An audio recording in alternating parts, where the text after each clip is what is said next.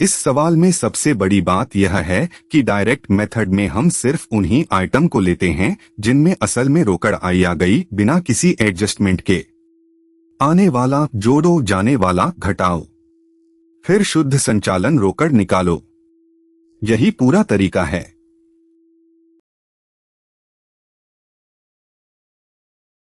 बस एक तर्क याद रखो, दुकान तब चलती है जब माल खरीदते बेचते हैं, यही संचालन।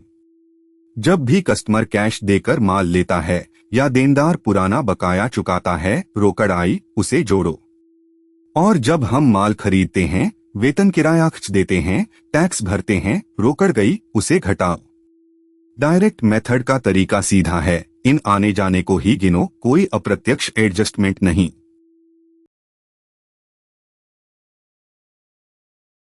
पहले सवाल पढ़ो। डायरेक्ट मेथड से संचालन गतिविधि निकालनी है। देनदारों से 45,000 मिले, रोकड़ बिक्री 60,000, लेनदारों को 30,000 चुकाए, रोकड़ खरीद 25,000, वेतन 12,000, कमीशन 10,000 मिला, किराया 5,000, प्रशासनिक खर्च 4,000, बीमा दावा 50,000, आयकर 13,000 चुकाया और कर वापसी 2,000 मिली। अब इन्हें सिर्फ आने जाने के हिसाब से तोड़कर जोड़ना है।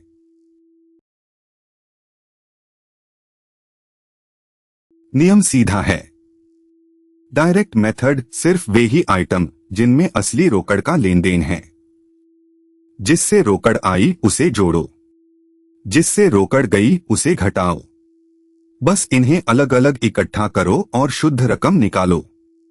यही पूरा तरीका है।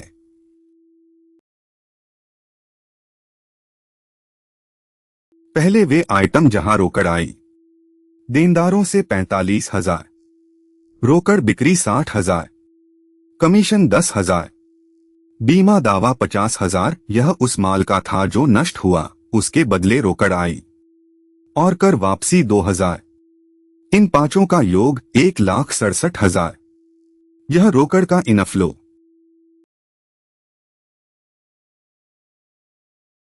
अब वे आइटम जहां रोकड़ गई।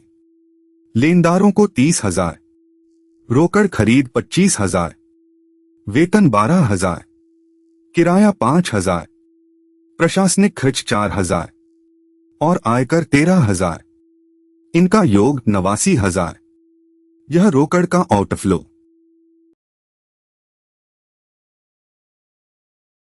अब शुद्ध निकालो। इनफ्लो 1,67,000 घटाओ आउटफ्लो 89,000, बचा 78,000।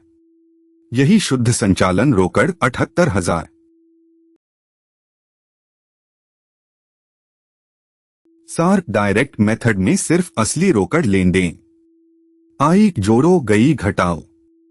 यहां शुद्ध 78,000। हर बार इसी तरह आने जाने को अलग करो।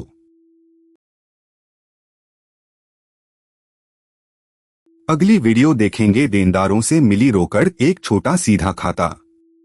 यह पूरी श्रृंखला चैप्टर 11 की हर संख्यात्मक का हल है, सही लेखांकन फॉर्मेट में, परीक्षा के हिसाब से। सब्सक्राइब करना मत भूलिए।